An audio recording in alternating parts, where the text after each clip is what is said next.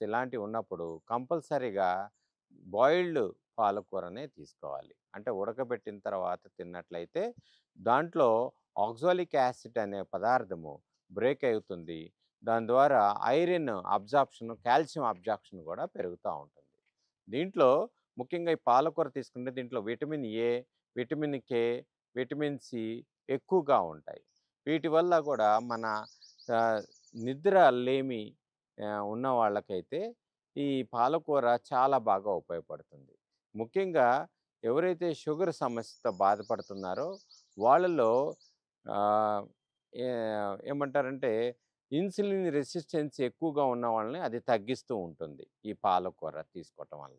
ఇందులో lipoic acid ఉంటుంది. ఈ లిపోలిక్ యాసిడ్ ఏం చేస్తుందంటే ఇన్సులిన్ రెసిస్టెన్స్‌ని తగ్గించి ఇన్సులిన్ మన శరీరం మీద బాగా పనిచేయడానికి ఉపయోగపడుతుంది. అంటే మన శరీరంలో తయారయ్యే ఇన్సులిన్ గానీ, బయట నుంచి తీసుకున్న ఇన్సులిన్ గానీ, అది మనకు ఉపయోగకరంగా మారాలంటే ఈ యొక్క పాలకూర చాలా బాగా ఉపయోగపడుతుంది.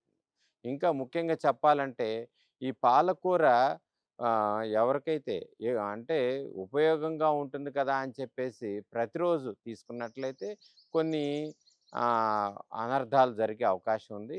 వాటిల్లో ముఖ్యంగా ఆహ్, మనం బ్లోటింగ్ రావటము, క్రాంప్స్ రావటము, గ్యాస్ ప్రాబ్లమ్స్ రావటం ఇలాంటివి జరుగుతాయి. కాబట్టి ఆహ్, వీక్లీ ట్వైస్, థ్రైస్ అంతకంటే ఎక్కువగా తీసుకోకూడదు.